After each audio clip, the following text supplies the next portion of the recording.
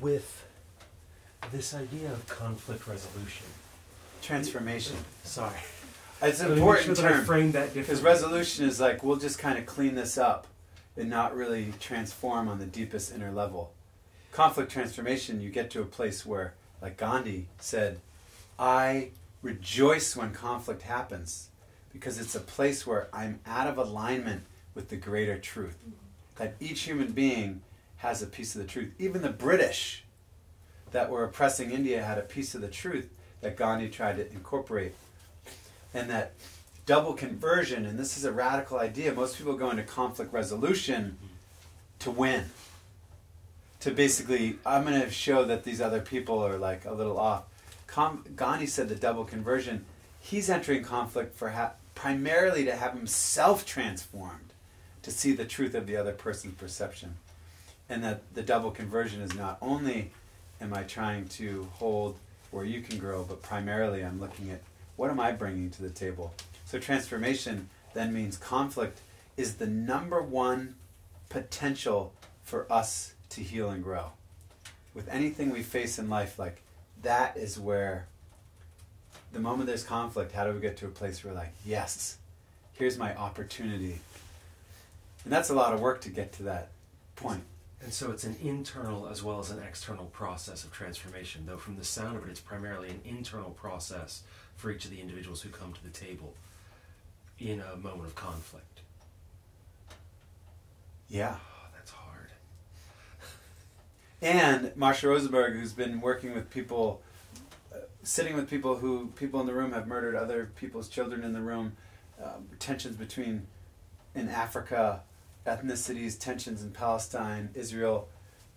Marsha Rosenberg says the hardest part of this is getting people to the table. The absolute hardest part. And that once you see the whole goal of this, conflict transformation and integral nonviolence, the whole goal is just seeing the other person's humanity. That once you see the other person's humanity, things start to shift and solutions start to express themselves. And, yeah. So that we understand that the person who we're sitting with is more valuable than the worst decision that they've ever made. That whatever may have brought about that conflict is not the only way in which we should think or label that person. And, okay. And it happens here. I'll use a personal example. So this year, one of my great journeys is with anger. I grew up where, there were rumbles of 20 on 40. I broke into a police car. I had a lot of anger in me. I didn't know how to express it. A lot of detention, getting removed from school, and so I'm still working on it. And so this year, I've had an amazing year where I almost spent zero time offloading my anger onto another person. I was able to actually offload it in a healthy way, to share with someone. I'm in a lot of pain, can you sit with me? But the one time it happened, this fall, a family was living here, and their care for someone who was here was recovering from crystal meth and heroin addiction, who I had risked a lot to house and take care of behind the scenes. I was meeting with that person every day, and in the sharing, this woman just, out of her love for this other person, said, wow, you're kicking, somehow the idea was created that we're kicking this person out, which actually wasn't true, and that the person wasn't being nurtured, which also wasn't the case of how they were feeling. And because I grew up watching many friends OD and die and have a lot of distress around drug use, so it was a big stretch for me to have someone here recovering and relapsing, having, that's my own distress. So as she was sharing, I broke the circle and stood up and yelled, directed, for the first 60 seconds was directed at her. How could you come in this place and claim like I'm risking everything, and really yelling at her, and her little daughter was off to the side and started screaming and grabbed her mom, and so after about 5 minutes I was able to recover and say, look, you have nothing to do with this, like the pain is coming up in me, and I shared my distress around losing friends to addiction and tears. But that 3 minutes defined me, especially, which I honor because of the incredible patriarchy and sexism that's happened for 2,000 years. I was defined for those 3 minutes for the rest of everyone's stay. So instead of, wow, here's where Ethan came from, and for 3 minutes this year, he very violently offloaded anger towards an individual, that because of other wounds, that's all we remember. Right. We remember that moment that, oh, person X, we know, stole $60 out of our collective resources that's just sitting in a drawer that anyone can take. And therefore, for the rest of their life, they're defined with mistrust. Instead of having a balance that Ethan's more than that 3 minutes, and Ethan needs full accountability to shift this so it doesn't happen again. How do you approach it with both? And that's really hard work, because when someone opens our wounds, we tend to define them by those few minutes of their whatever it may be. Judgment, their few minutes of anger, their few minutes of blame. And we have to grow our hearts enough to realize that what in those moments what I need most, which I can't demand, is compassion. I need people in the room to be able to say, Ethan, you're really hurting right now, but we're not there yet. People coming are just being introduced to conflict transformation. So all of a sudden, I'm the one who's worked on it for 20 years, and I'm the big angry white male. And so it's an interesting position to be in, because it's not about perfection. It's about trying your best in every moment. And so what it means is that because I've been trying, I need to be perfect, or this whole theory is a bunch of BS. You know, I think this would be in the appendix, but there's several important ways to mention that. I think the most important thing is that we need an overt conflict transformation system, or we're going to fall back to enemy identity. Right. This person, if only this person wasn't at the community, if only this person wasn't in the permaculture guild, that we will fall back to a punitive system. We were raised in a punitive system. So when somebody does something, then they're right to be punitive. If you stole, then you can't be the PA anymore. That would be punitive. Right. Instead of, there's this wonderful true Zen story where one of the monks kept stealing from the common purse. And it happened so many times, every other monk, Buddhist monk, wrote up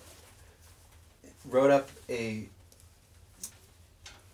announcement to the head leader of the Zendo, saying, we are all leaving if this person isn't expelled from the monastery.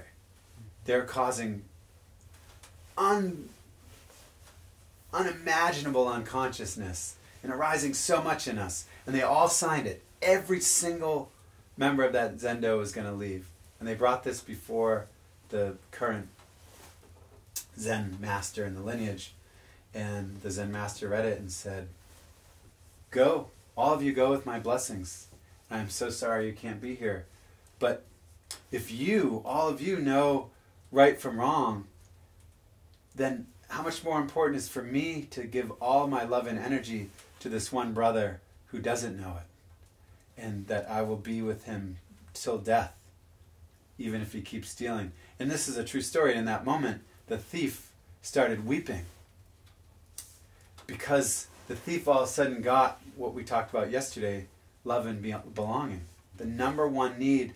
In psychological studies, they're finding that social rejection occurs inside the body absolutely to the equivalent of being punched in the face. It's actually, most psychologists and people studying it now are saying it's more painful than physical violence. So when we take a risk to live into the new world, we risk social rejection. If we bring up conflict, we risk social rejection. So to think that is the largest source of pain and distress, is being rejected from our highest need of everyone on the planet.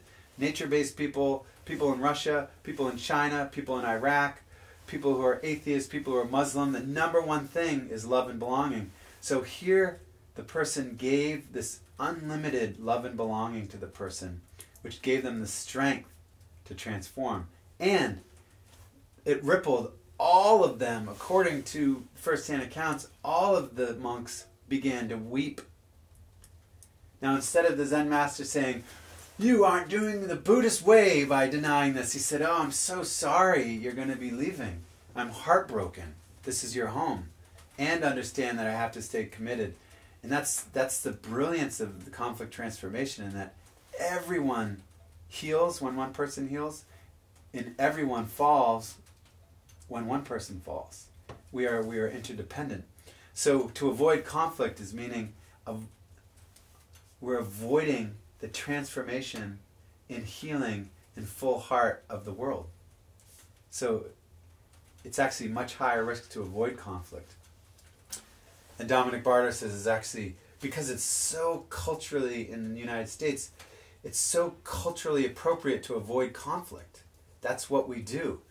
At the Thanksgiving table, when there starts to be conflict, you just shut down, and you don't say, "Hey, let's talk about what's coming up for people." You just don't take those risks. So Dominic Barter, who worked in one of the most violent places in the world, in the favelas outside of Rio de Janeiro, went to test this conflict transformation work where people were being murdered at a rate higher than war zones.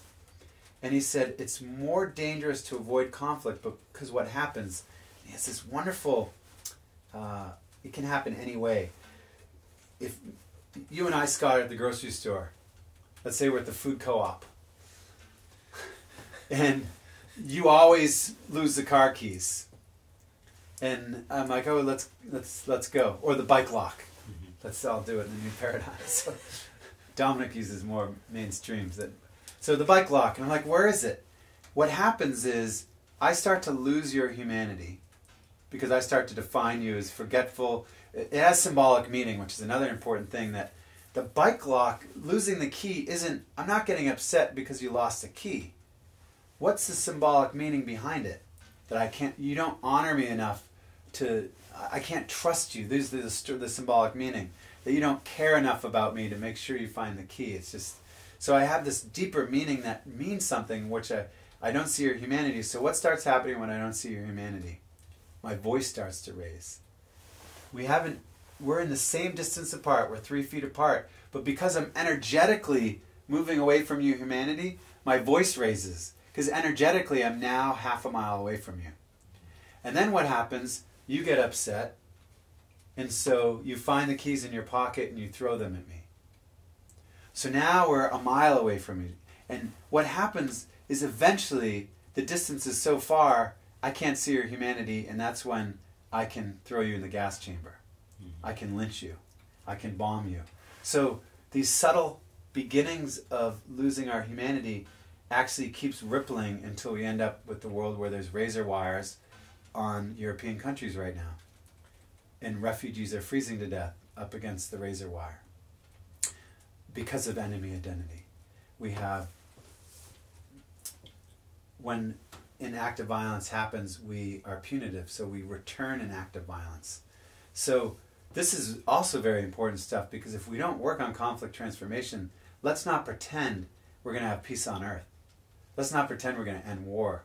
And so we have to catch, what we try to do here is 2 big things. Is one, every moment in our conflict system, the moment you notice a loss of seeing that person's humanity, if you can get the exact moment, you're here for a couple of days and all of a sudden I have some story about you.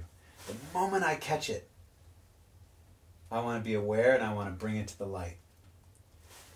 Shame, conflict grows and becomes a story bigger than what is reality the more we sit on it. So we get farther away from the truth. The moment I catch it, I'm less triggered. I can come to you and say, "Hey, I'm making up this story and I'm so sorry, but I really want to be close to you. It's such a blessing that you've come all this way and I want to support this project." Most often, we can come to a connection really quickly. And if I can also look at the symbolic meaning of, if you look at a marriage, if someone had this camera here, if you had the camera in Sarah and I's house, and I came back from biking, let's say, and it's happened before. I bike into town like yesterday, and it's -3 wind chill. I bike 12 miles and 12 miles back. I'm exhausted. I leave my clothes on the floor, and in the morning Sarah comes down and is really upset. And if you're just looking objectively, you'd say, why is Sarah getting upset? He just biked all this way and he just put the clothes on the floor. What you wouldn't know is Sarah said, it's so important for me to come to a nice empty space when I come home or when I get up, and just know that I can begin the day with this openness to cook or do my work on the land, and knowing she's made that request to me. And so the clothes on the floor, if she really looks at it, the symbolic meaning is that I don't care about her needs. I don't respect her. My needs are going to always trump. She can't trust my word because I've committed not to do that. So if she can get connected to the symbolic meaning, all of a sudden we're not... What most people do is they end up having an argument about the clothes on the floor, and they will never be conflict transformation. They have the argument about, no, I want beets at the front of the house in our permaculture demo site. No, I want leeks. Beets, leeks. Whew. And instead, when they look deeper, where are these meanings? What does the actual thing mean? And so then we start to get to the root of why we're agitated. And so you have to be very vigilant, like watching constantly, like when does that enemy identity start? And as a community, if I see it starting between Sarah and Dan, I'm responsible, because we're interdependent, to not in the middle of the public group and say, hey, Dan and Sarah, looks like you haven't been getting along. That's violent. So much nonviolent communication and conflict transformation is violent. Yes. You are unconsciously using it to show the darkness of the other and pretend that you're holy. Thomas Merton has this wonderful quote, God, however you hold it, God, love, Buddha, spirit, God wants you to be honest, not holy. Because only when you're honest can life work on you. And so we constantly attempt to be holy.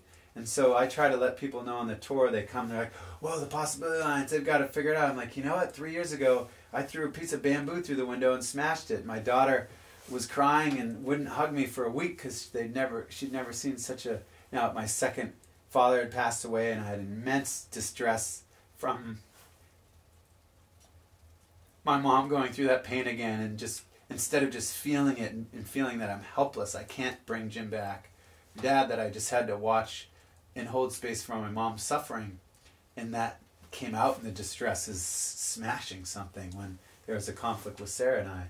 So I have much better chance, even though thousands of people know that I do that and may be afraid of me because I've punched someone hard enough to put them in the hospital in my past, that's the best chance I have. And so I would take Dan aside and say, hey, notice is there tension between you and Sarah? Dan can just discharge onto me.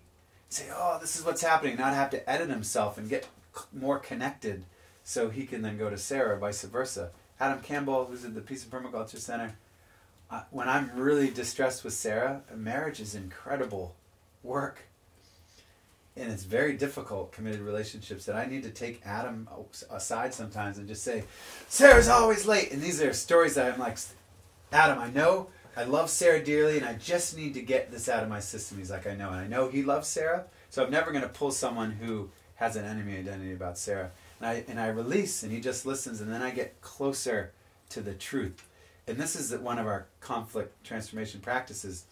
If I'm in conflict with you, Scott, and we're living together, I find the person who has the best relationship with you to talk to. So I find who's getting along with you the best, and I go up to them and say, I'm having this difficulty with Scott, and they see your gifts and beauty.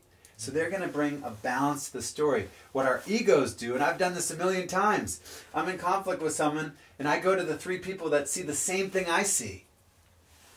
How about this, about Carolyn? Oh yeah. The number one thing the ego loves is to be right. So instead of creating interdependence and healing, we are creating more separation. So now I'm bringing 3 other people into the separation, and their distress is awakening, and the 4 of us get resolved that we're holy, Carolyn is wrong. Thank goodness. Woo! We don't have any work to do. So we reverse it by saying, find the person that is the most connected to go to and share. And so these may seem like simple practices, but they are transformative. And how many days I'm in conflict with someone, I'm like, I'm going to go, I know that person who left, I'm going to call them. They really had trouble with that person. And I really want to like feed that other wolf, the dark wolf. And I stretch to go to the person that I know sees the beauty of that person. And my ego doesn't want that. But I get to feel this like disruption when they're saying, oh my gosh, Carolyn, have you noticed how she does this? And yeah, I know she's struggling with this, but she's working on it. And all of a sudden, I have to be aware to have my story be proved not fully correct. When you're working through this with a class and a new group of people, if you come into conflict with someone and you don't know if you don't know someone who knows them well, how do you work through this in that kind of situation where it's a group full of strangers? We do this we have people for a week who are strangers of the PDC. And what it looks like is, I begin by saying, the less we talk about conflict, the more it builds, the more control it has over our lives. Buddha says, what we think we become. So if we're constantly thinking, this person in the permaculture design course, they're not cleaning up during cleanup, they haven't done dishes, they're just slackers, they don't deserve to be here. The more we keep it inside, the more it controls us. And the more we're also not present to serve. So right in the beginning, I say that, I begin the class by saying the less we talk about conflict and shame, the more power it has over us, what we think we become. So here's an opportunity to bring it to the light. I literally speak for a paragraph and then I say, what's the current tension in you in this group? And so break out. So they break out with one other person. To begin, I have them choose someone who they're not in conflict with, and they just get to speak and bring it to the light. And every person says they feel more relaxed after that 5-minute sharing. And then the second time we get together, they are invited to do clearings, which I'm hoping some of these skills are in the appendix. Clearing is that they're sitting there and they're like, okay, tonight we are going, it's now day 7 of the permaculture course. You're going to get to go up to the person that you have. You may think it's so subtle and not important to talk about it. I'm just going to forget it. But again, this is where our humanity starts to be lost. So by the 7th day, people are walking up to the person they're in conflict with, framing it, if they can be honest, that they want to be close to this person. So I'm coming up to you because I care about our relationship.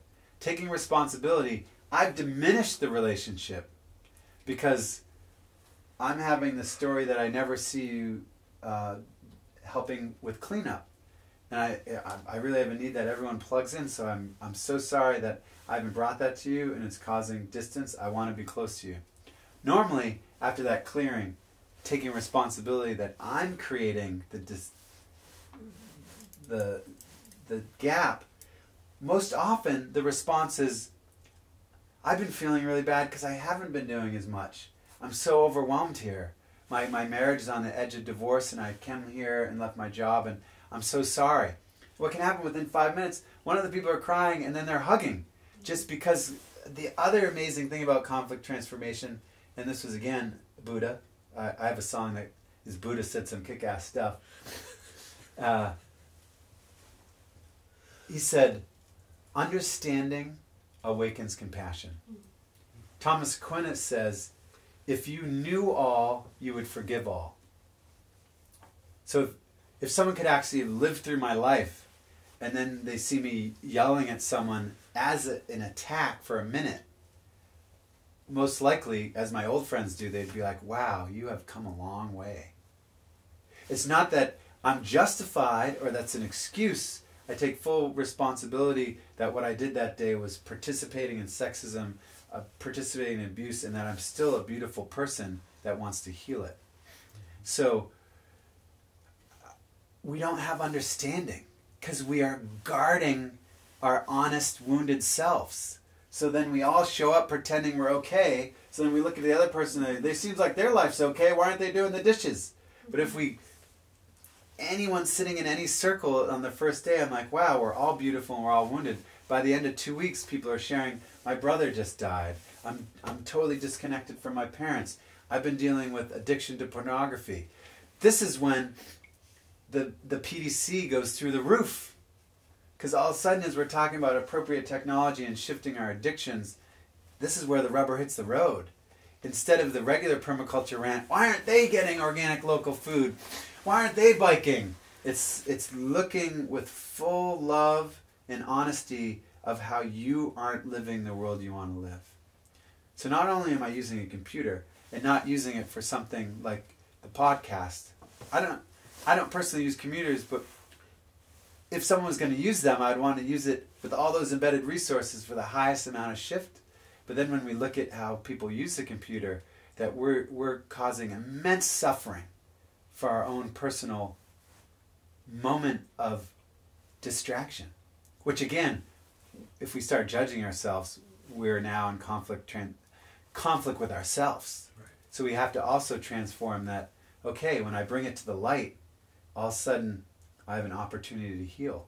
And what happens, one person has the courage to speak in the circle of 30 people at the PDC, and usually 2 to 10 people are struggling with that same issue.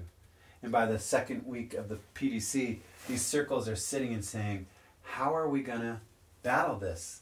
And we do a take-home, so it's real manifesting, like, in this moment, Martin Luther King Day, we read it this morning, the future is determined by what we are doing in the present moment.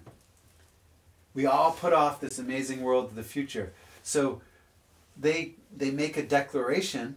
We gifted this class. We're like, we invite you to gift the world. What are you going to gift? And so many of them are, originally their idea is, I'm going to start this food forest. But what they end up happening is, I'm finally going to quit tobacco. As far as like my global impact of that trade and cigarettes. And then once that happens, we hear a year later that the person is doing the community garden. But it's so much more likely to succeed because they are now in higher integrity with who they want to be in the world. And other people who are ready decide to do the food forest in Kansas City, which is also beautiful. And they're like, this is what I need to take on. So it's frightening, you know, to like get it all on the table with complete strangers. But then you'll see that after our 1 week Nonviolent Living Week, families are going from Kansas City to Idaho to help another family build a straw bale. Because they finally got what they want, is like authentic relationship where I can be myself and still be loved. Because why we don't share is because if I share that I'm an addict or, you know, someone who was here for a year and biked here from Vermont and grew their own food to come here and all this amazing stuff, it wasn't until they left that they're like, you know what? It's been a month where I've been getting high every day and playing video games. And I'm tired of hiding. In this letter, we were all weeping and celebrating for like, this was his chance to transform. And so, but he understood that we were going to love him. And that takes time. So the reason we don't share ourselves in conflict transformation is because the greatest pain we can endure is social rejection, losing love and belonging. So what we end up with is these superficial, not superficial, they're still love, but relationships that aren't satisfying because we know we're meant to be so close and interdependent. And so it is a high risk, and that's the work of transforming ourselves in the world. There's no guarantee. I can only say, and I say this by testimony of the people's work on themselves, that all the blessed projects that have birthed from people coming here and spending 6 months here or 9 months, and then realizing that they can live what's in their hearts, and that it's going to be imperfect like here. Every single one of them is functioning and has made the 5-year mark. So every single one has made the 1 in 100. And it has nothing to do with the possibility lines. It has everything to do with that they learned tools that prepared them for success. And this is a wide range of projects. One is the Shade Tree Collective that has almost an acre of a permaculture oasis in the poorest area of Kansas City. You go around the corner and they live on a block where a building fell on an African American man and he was killed. And there was no follow through with the city. Imagine if a building fell on a middle-class white businessman. It didn't even register.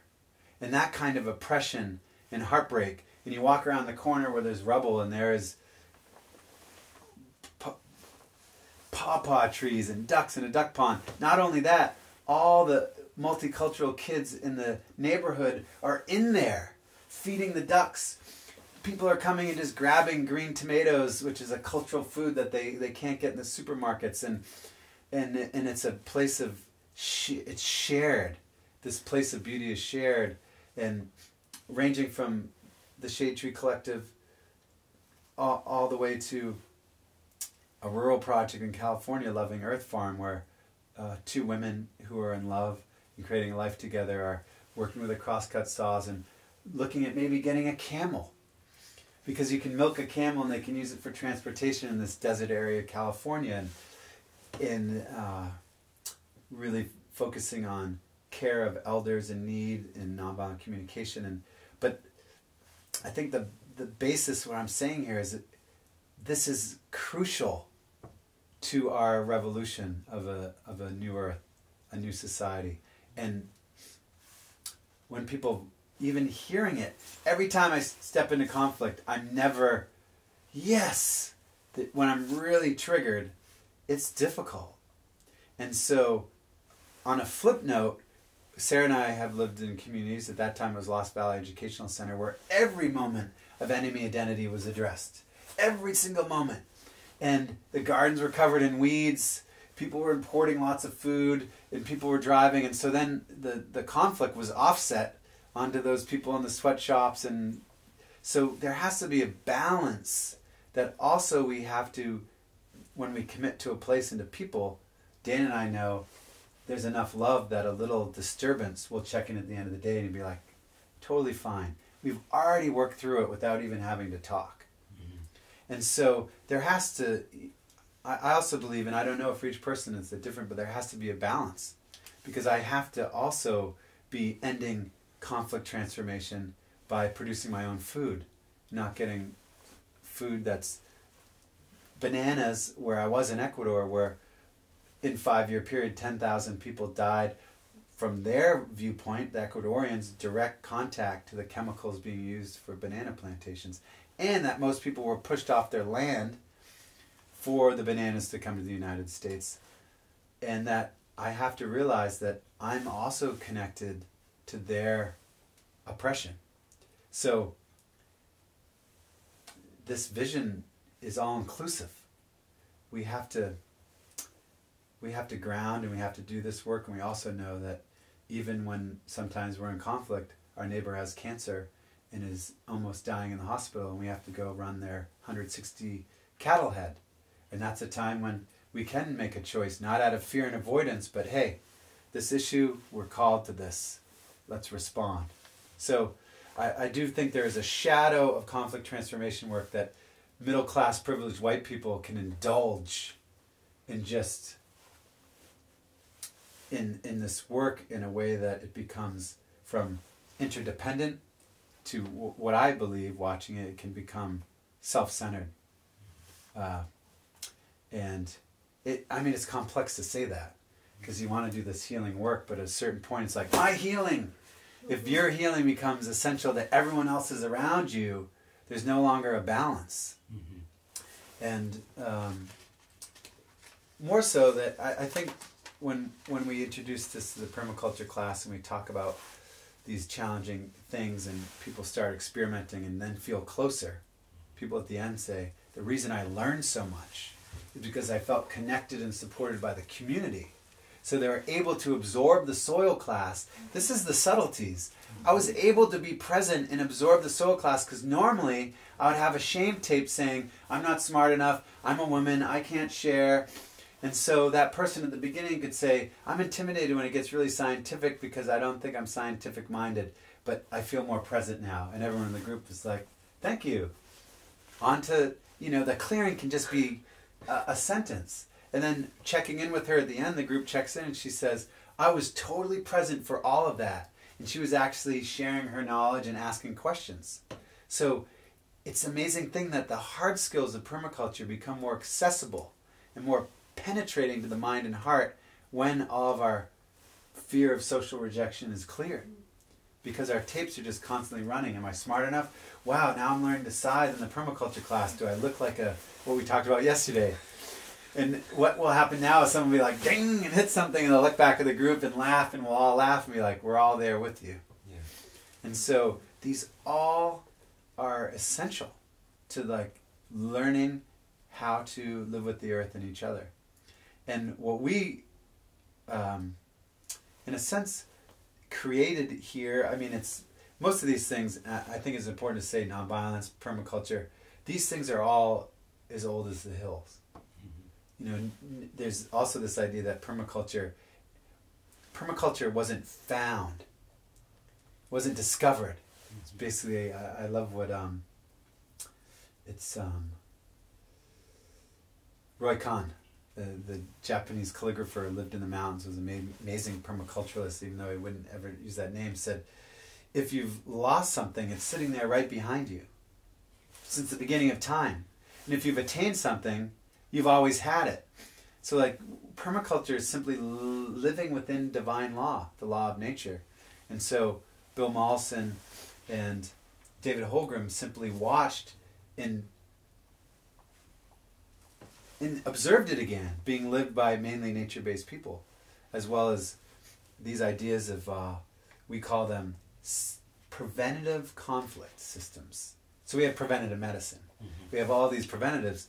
But what happens when we focus on, instead of conflict, what if we focus on those activities that make us connect, those activities that make us see each other's humanity? Then there's no need for conflict transformation. So our first, we have a 5-part of our conflict transformation system, which I hope that's also in the back, that it doesn't matter what your system is, but Dominic Barter says if you don't have a system when you're in conflict, you're not going to agree on a system.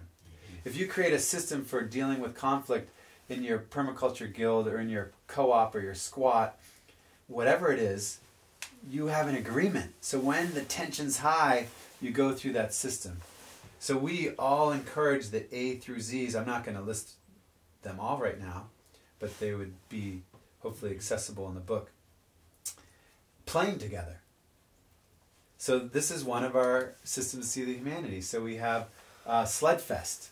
We invite people from all over the town to do synchronized sledding and sledding Olympics. We had synchronized swimming competition. We had this big treasure hunt with 20 kids and 60 adults.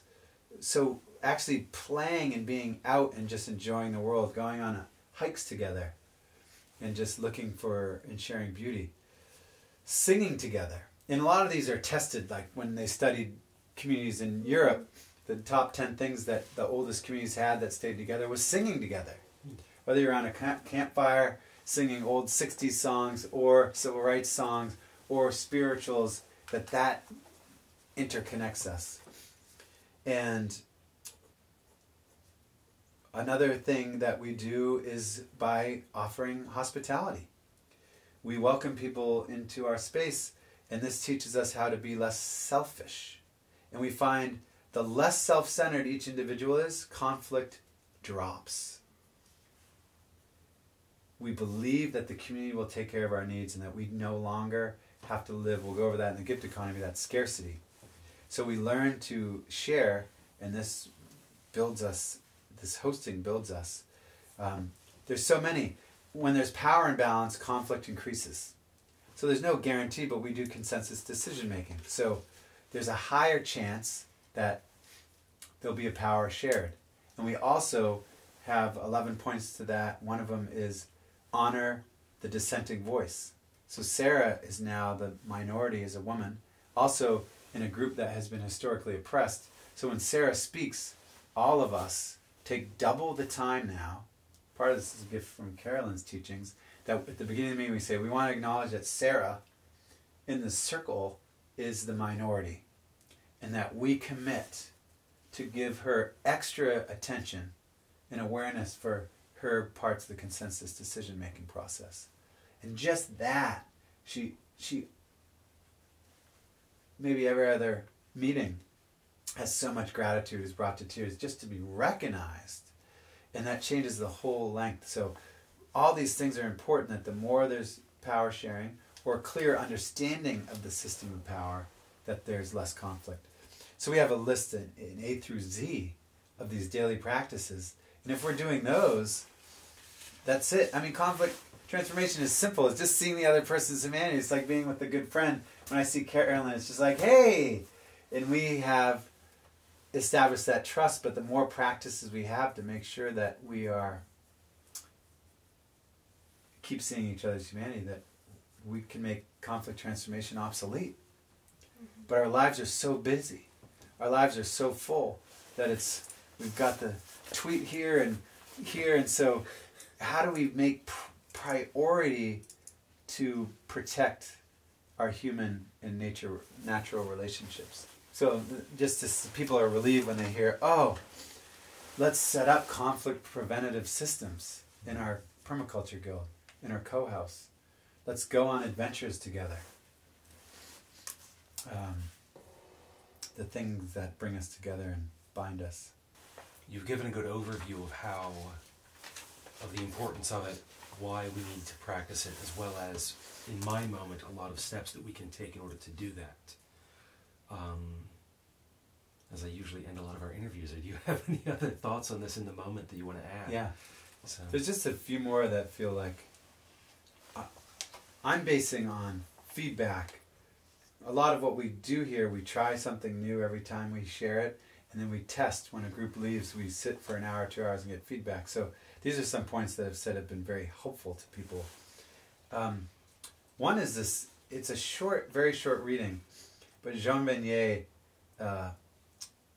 nails it. He lived with mentally disabled adults, and basically in France in the 30s and 40s, was taking people out of the insane asylums and giving them homes.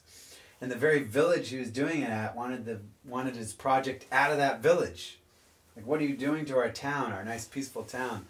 And after 20 years of living with such a joyful and challenging situation, he says, community is the place where our limitations, our fears, and our egoism are revealed to us. We discover our poverty and our weaknesses, our inability to get along with some people, our mental and emotional blocks, our affective or sexual disturbances, our seemingly insatiable desires, our frustrations and jealousies, our hatred and our wish to destroy. While we are alone, we could believe we loved everyone. Now that we are with others, living with them all the time, we realize how incapable we are of loving. How much we deny to others, how closed in on ourselves we are. And if we are incapable of loving, what is left? There's nothing but despair, anguish, and the need to destroy. Love then appears to be an illusion. We are condemned to inner isolation and death. So community life brings a painful revelation of our limitations, weaknesses, and darknesses. The unexpected discovery of the monsters within us is hard to accept. The immediate reaction is to try to destroy the monsters or to hide them away again, pretending that they don't exist. Or else we try to flee from community life and relationships with others, or to assume that the monsters are theirs, not ours. It is the others who are guilty, not us. This is the pain of community life. Community is also the place where the power of the ego is revealed and where it is called to die so that people can become one body. So, with our industrial society that creates division and lack of time and space and lack of belonging, it makes sense why we all want to be in apartments alone and going to restaurants, because we can pretend. But coming together again to hold it, that this is an opportunity for actually Lanza de Vasto had this amazing integral nonviolence project in France that we lived at. The most simple living. Every chair was carved on site. Every drape was woven. 3 tons of wheat brought in by the horse. Like, all in structural violence had been removed. Lanza still said, if we cannot find peace among ourselves in this community, we have nothing to offer the world. So, how can I, sitting here without drones bombing my adobe because I'm 10 miles from a supposed terrorist cave, assume that Palestinians and Israelis who are in acute violence right now, which isn't being reported really in the American media, the worst violence we've seen there since Israel was put in, and blessings to friends like Chris Moore-Backman who are in the middle of the war zone as a peacekeeper, that I can't ask that question if I'm not willing to do the work with people who have hurt my feelings. If I really want healing for people who have seen genocide and the death, or let alone right in the United States, let's not be in Palestine, that black men can just be shot unarmed. I mean, imagine there was a black man who was at a store who took a toy gun off of the shelf for his son and was killed. And imagine if a white man went to Toys R Us and grabbed a gun and was shot dead. What would happen in the national media? What would happen in our debate? And so we have to do this work. If we are expecting equality between people of color and gay, lesbian, queer, and all the things that have happened, that this is the hard message, is there's no choice. It's either give up on peace on earth or start transforming your heart. And do it for the Palestinians, for the African Americans. Do it because this is the way to peace. To see that we all have something divine in us. So it's we have a choice. A few little reframes that help is that this also came from Brazil in the restorative circle work, is every conflict is at least 500 years old. Mm-hmm. When I remember that, I can relax a little bit. That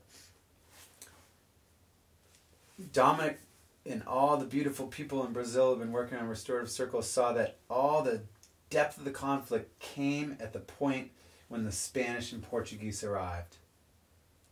That acute suffering and conflict. So when I look at my life, my ancestors left Europe, which was incredibly painful, whether for oppression or for something new. They left on boats where there's no guarantee. It was not like today. Way more people died moving around then. It was a high risk. Came to a country, participated, one, in the genocide of native peoples, and two, slavery of a whole another race of people from Africa. And that's inside of me. And I can choose to heal all that. The amazing thing is the genetic work that Ched Meyer's wife is doing is they've now found that they studied people from the Holocaust, and there's actually structures covering the DNA that show that trauma is passed genetically, and that when these people do the work to heal the trauma inside of them, those structures, the film they call it on the DNA, disappears. That there is an actual, now science is tracking. And it's unfortunate because we're rational. So much of permaculture is rational that we need like the rational evidence that actually trauma is genetically passed on year after year. If you've had alcoholism for 7 generations, or there's been physical abuse in the family, and that the beautiful thing is you can choose to stop passing that on.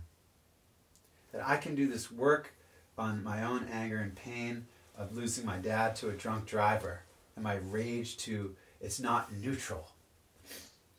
It's not neutral the way things are set up. People die. It's a leading cause of death between 16 and 25. Vehicles are not neutral. They have a lot of beauty in them. Road trips are incredibly fun. I miss them. They can bring them to people who you love. And also that I want to heal this rage so that it's not passed to Etta and Isla. And so then we have the beloved community that Martin Luther King, because it's Martin Luther King Day, was talking about. So to realize, oh, this is 500 years or 1,000 years that I'm carrying. So, yeah. All right. I wasn't in the womb. Carolyn, Scott, you weren't sitting in the womb saying, like, here's how I want the world. When I come out, I want 100 species going extinct a day. I'm going to have people spending more time on a computer screen than face-to-face with people. I want it that there's racism and people die because of racism, and that nuclear weapons, and this is a world that we wouldn't want, but now we're here, and that this conflict transformation is not just about making our permaculture collective successful. It's about transforming this 500-year history into true peace and connection. And so the act of conflict transformation is like the magic lever. It's helping our permaculture guilds design. It's helping us receive more information on how to live with the natural world. It's helping heal racism and structural violence against Native peoples and African Americans. It's helping us feel more joyful and alive. Most people leave the permaculture class here saying, that was hard, but I feel more alive. Which is important. We're not numb anymore. I'm feeling. Don McBarter also says, if you do not feel the world, you can't be changed by it. If you're not willing to feel the world, it cannot change you. So that's why we choose distraction and numbness, because it can be pretty heartbreaking.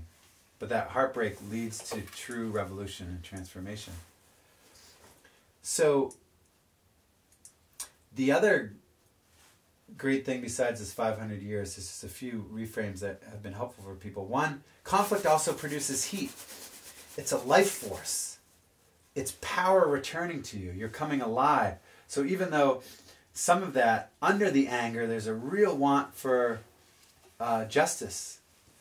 So how do we see that whatever's arising in someone is also like a flower blooming? Marshall Rosenberg says there's these 3 stages of conflict transformation. The first stage is like suppression.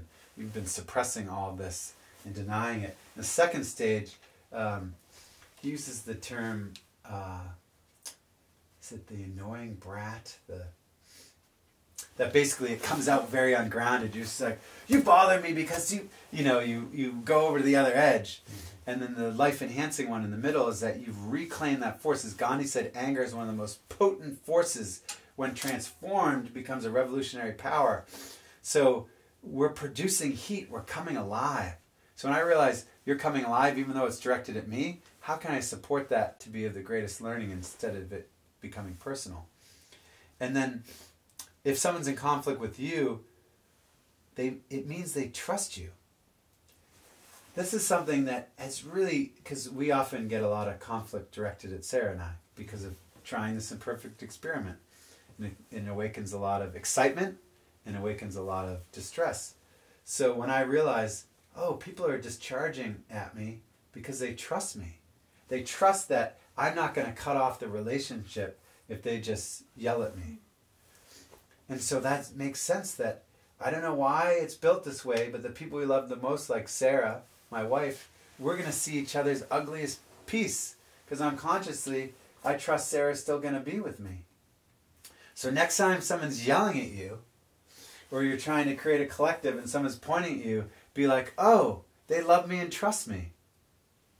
Which is an interesting paradox to what we think. If someone's yelling at us, they don't like us, and then we have distress because we think they don't like us.